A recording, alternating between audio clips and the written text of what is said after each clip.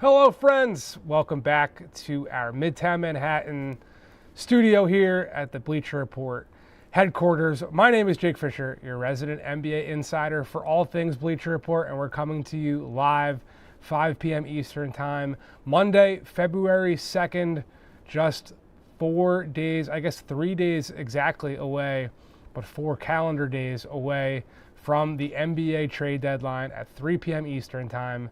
On February 5th, we have a ton of news and notes to get to after a weekend away from you guys watching at home, but not a weekend off the phones.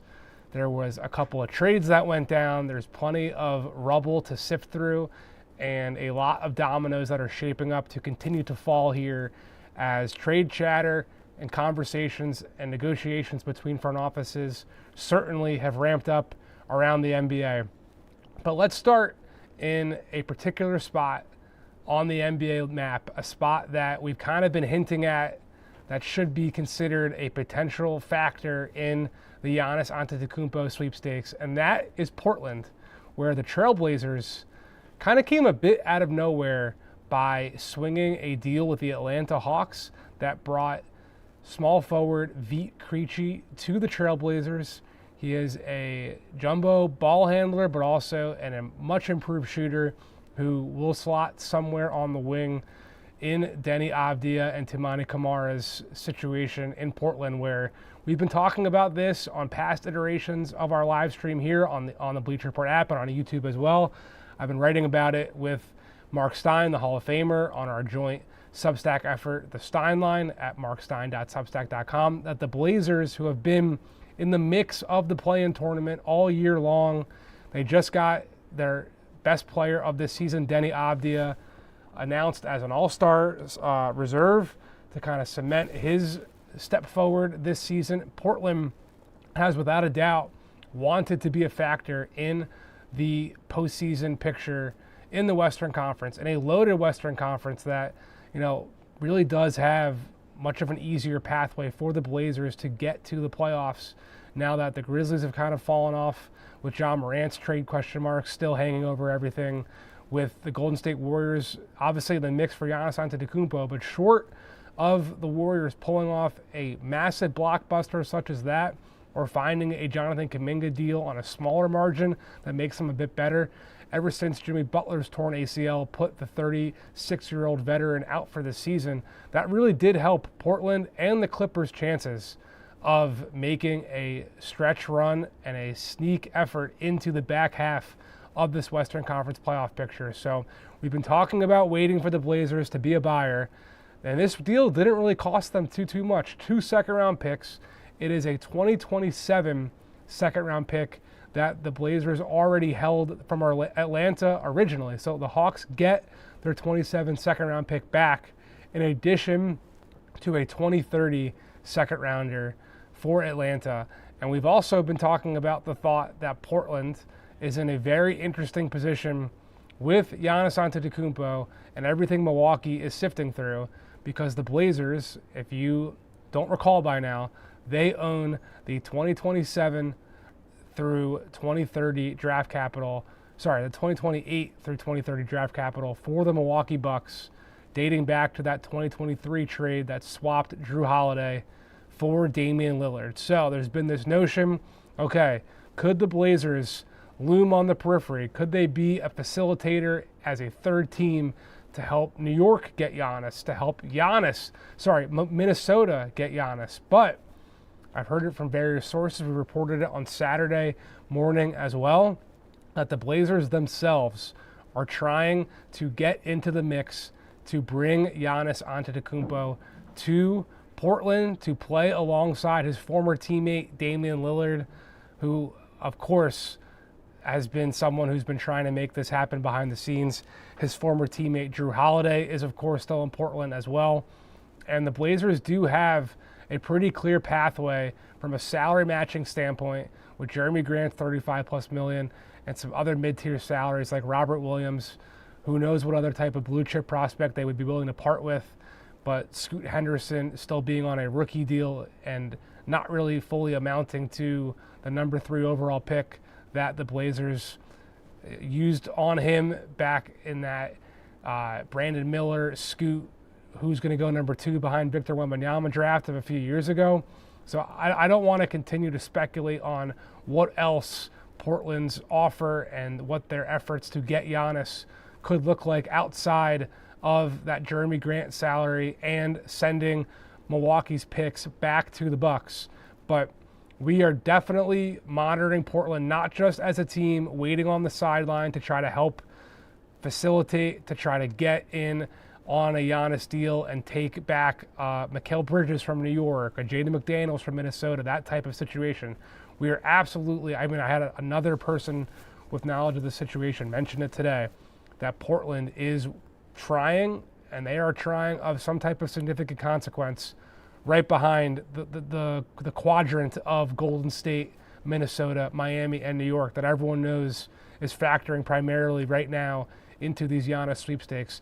We've been told also pretty categorically that Giannis does not want to go to Portland. That aspect of all this, where will Giannis want to stay?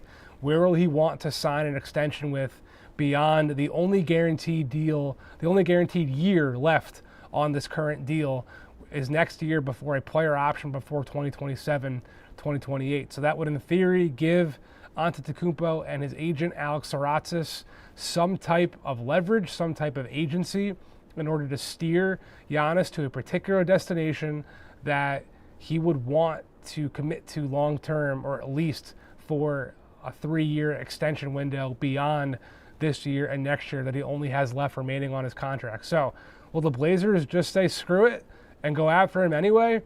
We'll see. I have no indication that the Bucks are in any rush to sift through this very, very tricky dynamic.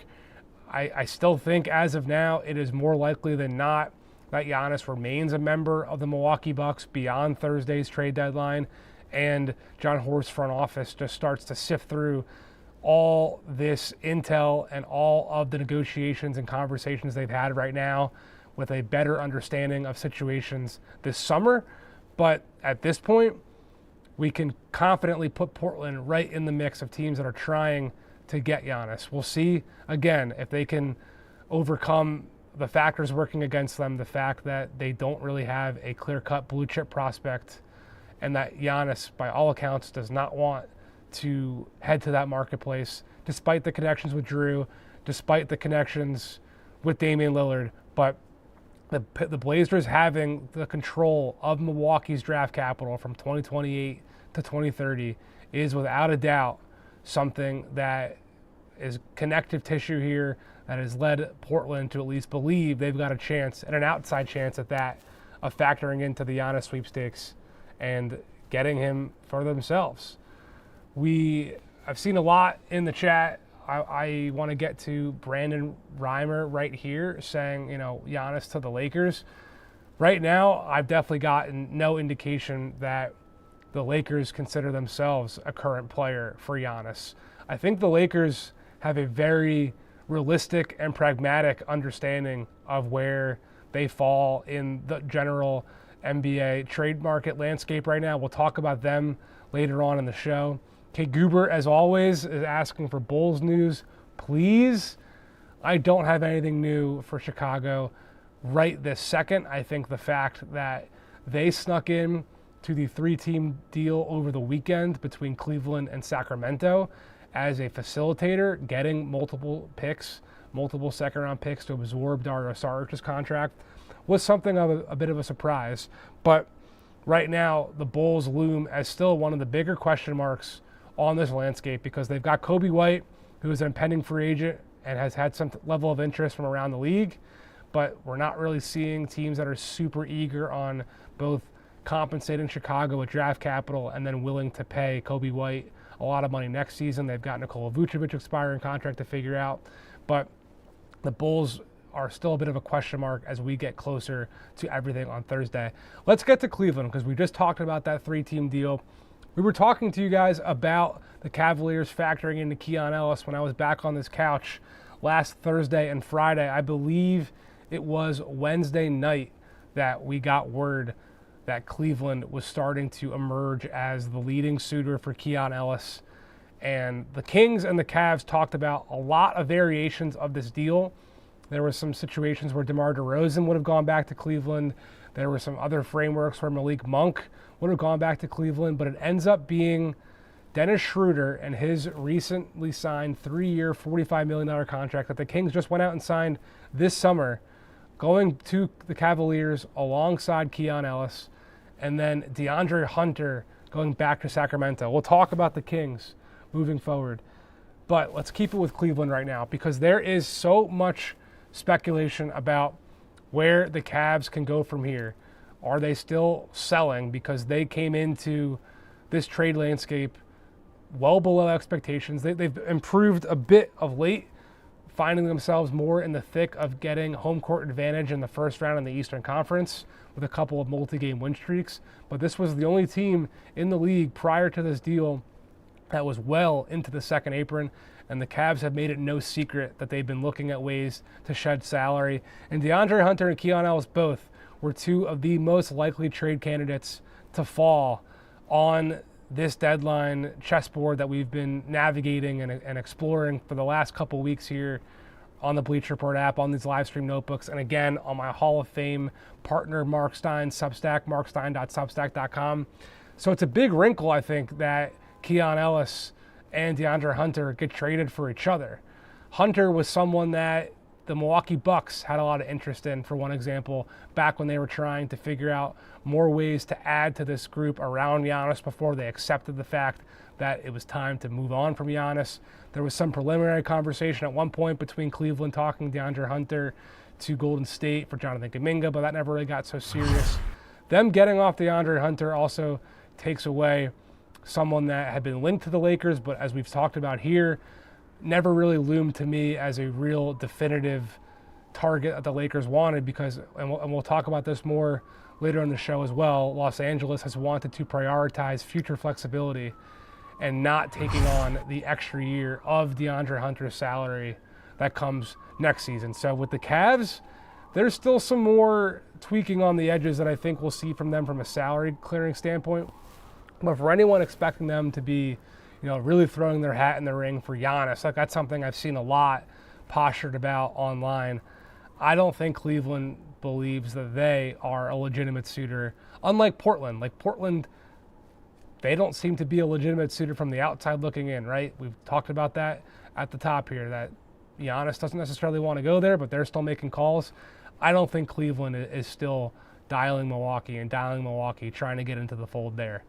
With Sacramento, the fact that they moved off of Keon Ellis so quickly, I think is very interesting because he was someone that, for one, the Kings were saying they did not want to use his salary or use him and his value to get off of worse contracts on their team. They did not want to have to leverage Keon Ellis and the value of him being on a minimum salary deal to get off of DeMar or Malik Monk, or even help grease a wheel for Domantas Sabonis, where we are still hearing that the Toronto Raptors remain a likely, if not the most likely, suitor for the Kings' all-star big man if he is going to be traded between now and Thursday's trade deadline. Keon Ellis, in theory, could have helped grease the trade conversations between Sacramento and Toronto, but he's now off the board. I think the biggest potential ripple effect in terms of what having Keon could have still helped Sacramento do and achieve was get in the fold for Jonathan Kuminga, because the Warriors, as we've been reporting on this show dating back to August, the Warriors have not had any real desire for whatever package Sacramento has been willing to send back for Jonathan Kuminga, because they don't want Malik Monk's contract. They didn't want DeMar DeRozan. They still don't want DeMar DeRozan. And I thought Keon Ellis, I'd been told Keon Ellis going back to Golden State would have been a helpful piece to potentially make a deal happen there. So the fact that he's off the board and no longer in play, I think hurts Sacramento's chances of getting Jonathan Kuminga, while Golden State, of course, is juggling much bigger aspects of this trade market, trying to factor into the Giannis Antetokounmpo sweepstakes, where Golden State, again, has 4 tradable first-round picks in addition to matching salaries, in addition to Kuminga and Brandon Podziemski as well. So with Sacramento to round out this segment. We are still waiting to see what could come of the Domantas Sabonis trade to potentially Toronto, and we are still looking at the Kings trying to offload DeMar DeRozan and Malik Monk. I think everyone involved, from Zach LaVine's representation at Clutch Sports to the Kings themselves, don't expect a major market for Zach LaVine to happen right now. So it's really just a factor of those couple of veterans, Sabonis, DeRozan, Malik Monk, and the Kings have also been looking to find a new home for young point guard Devin Carter as well.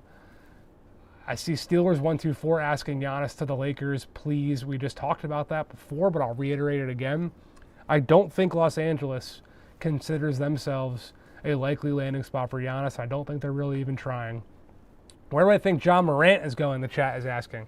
We haven't really talked about Ja in a bit because there has not been too much. You know, I think the Grizzlies still believe that Sacramento is in play for Ja, but I have not heard a credible rumbling out of Sacramento that the Kings really are looking to bring on Ja Morant.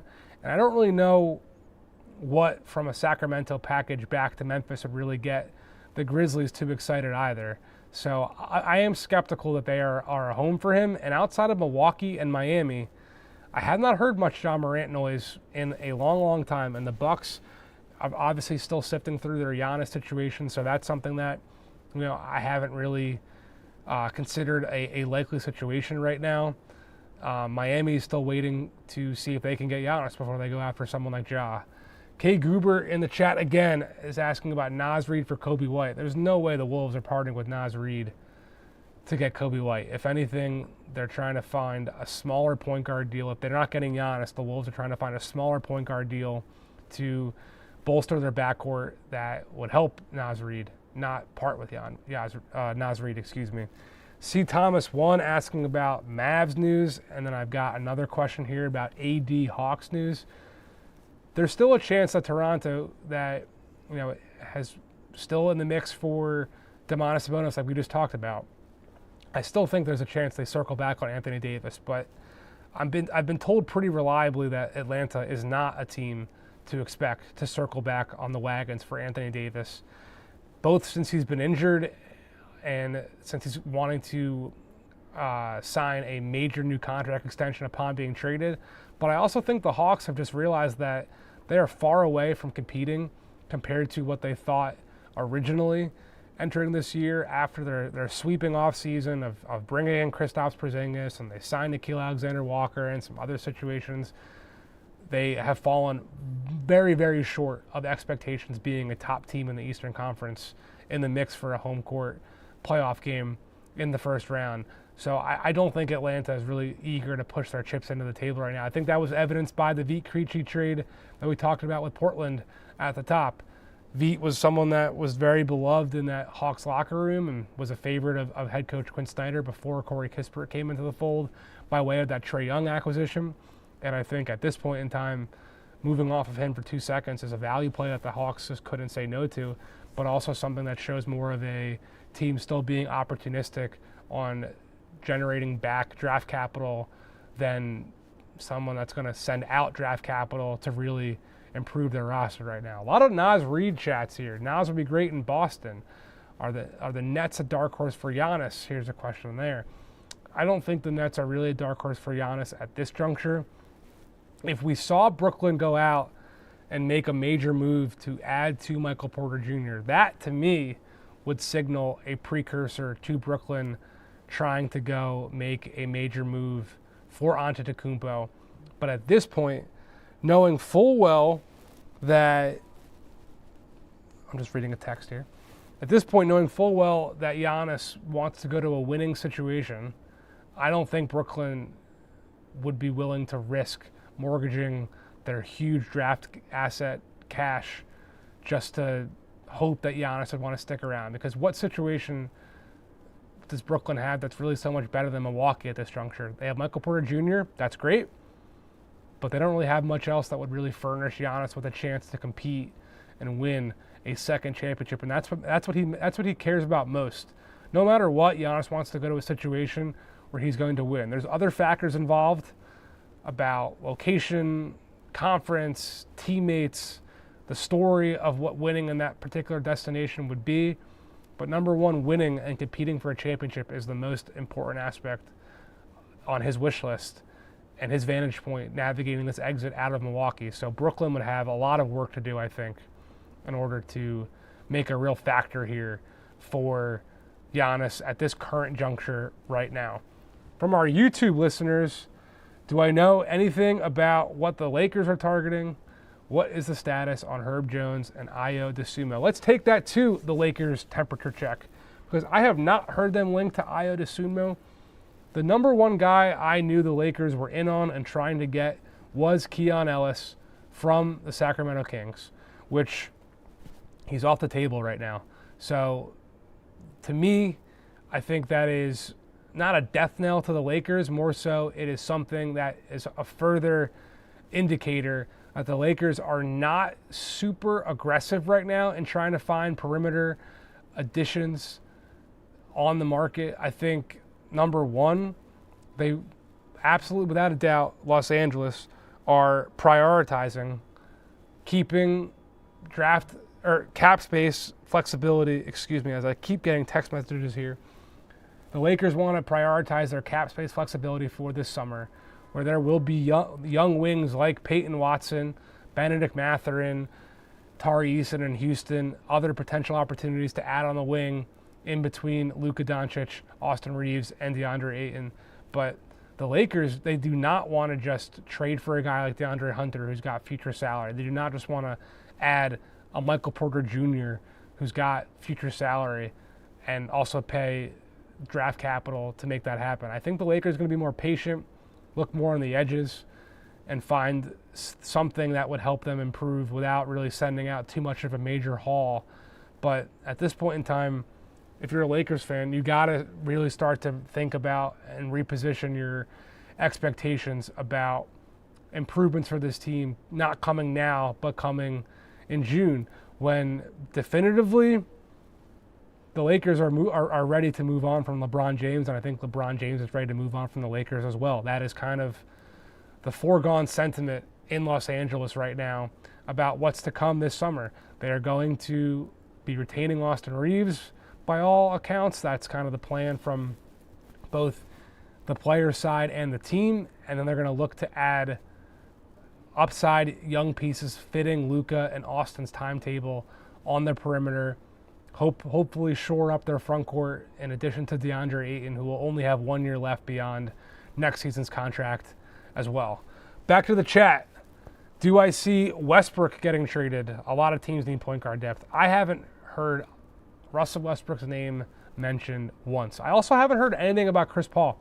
I have not heard a single thing about Chris Paul for a long time, ever since really the initial departure of Chris Paul from that Clippers road trip in Atlanta.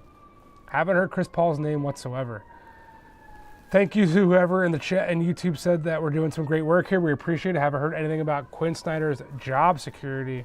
Nothing of absolute record to report there, but I will say that the Sharks in the NBA who are looking for coaches to get fired so they can get a head coaching job, or so that their head coach can get a job that will then hire them as an assistant, they're definitely looking at Atlanta performing below expectations and wondering if Quinn Snyder is going to be on the hot seat sometime soon. That's a question that people are asking. I don't know if that's definitively true or not.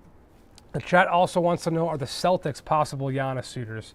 I don't think so. I do believe that they are a team that has caught his eye to some degree, but I don't think the Celtics want to mix up what they've got going on, and they're just waiting patiently for Jason Tatum to potentially come back. I think everything with Boston is more primarily focused right now on the Celtics, looking still at avenues to turn Anthony Simons' contract, $27 million expiring, into more center front court help at this current juncture. Do I think the San Antonio Spurs are going to get help for Wemby before the trade deadline? It's been quiet on San Antonio outside of them looking at Jeremy Sohan trades. They were in on Keon Ellis. The teams at the mix, the teams in the mix at the end to my understanding, were Boston, the Lakers, San Antonio, and then Minnesota. All were poking around on Keon Ellis before Sacramento moved forward and put him in Cleveland, where the Cavaliers just really ramped up their backcourt with a goal of competing and winning the Eastern Conference right now. Last chat here.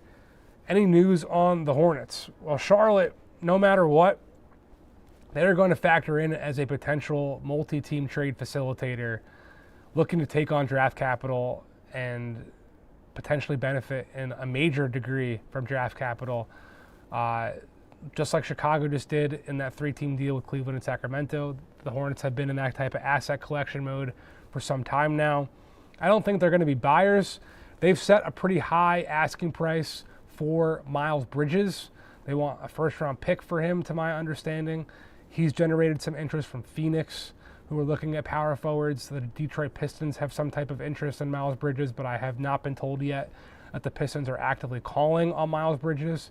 Colin Sexton is someone that the Timberwolves have looked at in their point guard search, but I haven't heard anything new on that of late whatsoever. So our final segment here, Deadline Watch, again coming to you Monday, February 2nd, 5:30 now almost. Super close to Thursday's deadline buzzer. Everyone's waiting for Giannis. So to recap, we've got Portland in the mix with Golden State, Miami, Minnesota, and New York. And the Knicks are without a doubt, whether they're going for Giannis or whether they're still trying to figure out a way to turn Gershon Yabusele's contract into something of real substance. That is one of the more consistent notes from around the league that we've been following and reporting on for several weeks now. There was some buzz over the weekend about New York once again trying to turn Yabusele into Jose Alvarado, but that never got anywhere super close to my understanding. What can the Knicks do if they're not getting Giannis? Which I don't think New York really is trying so hard to get Giannis right now. I think they believe in this group to a certain extent. I mean, their owner, James Dolan, came out on local radio here in New York and said this group has the ability to win the championship, and he expects them to.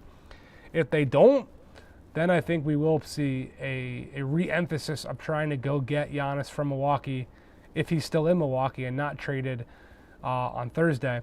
The Chiron says, are the Mavericks buying? And that is the opposite of the situation here. The Mavericks are selling. They are listening on the phone. They are not really making outbound calls, to my understanding. They are listening on Anthony Davis, on Daniel Gafford. They were trying to sell D'Angelo Russell and maybe even compensate someone to get off of him. There was a conversation with Milwaukee last week that we reported on the Stein line that would have moved D'Angelo Russell to the Bucks as more of a salary dump, but also maybe even a talent upside play for Milwaukee, as they are just trying to get their situation better in any possible scenario. But Daniel Gafford has a ton of interest from around the league, almost as much interest as Keon Ellis. Much different contract, a 3-year, $48 million deal by comparison to Keon being on a 1-year minimum salary at this juncture. But a lot of teams in the center market, Indiana, Toronto, Boston, just to name a few. Not all those teams are in on Anthony Davis, but they're looking at other big center situations. If their top option doesn't come and materialize, Daniel Gafford has a lot of interest around the league. So he's a name that I'm looking at as more of a second-tier, secondary player that, depending on how the board shapes out and how certain things shift and come to fruition between now and the deadline, Gafford is someone that I am expecting will have a pretty sizable market around the league for playoff teams who are looking for center help, who saw him as a starting center in the NBA Finals 2 years ago, and a real bouncy pick-and-roll lob threat that would fit plug and play in a lot of pick-and-roll heavy schemes around the NBA. That will do it for today's show. We appreciate everyone in the chat, as always, on YouTube and the Bleacher Report app as well. We are coming back to you same time tomorrow, same couch tomorrow, Tuesday, 5 p.m. Eastern Time, Wednesday, 5 p.m. Eastern Time, and then we're going to be available as early as 10 a.m. on Thursday, counting down the final 5 hours before 3 p.m. Eastern, and the buzzer sounds and pencils will have to be put down. But for now, we appreciate the chat. We appreciate you tuning in, and we'd appreciate it if you came back again tomorrow at 5 Eastern for another edition of our NBA Insider video live stream notebook right here on the Bleacher Report app. See ya.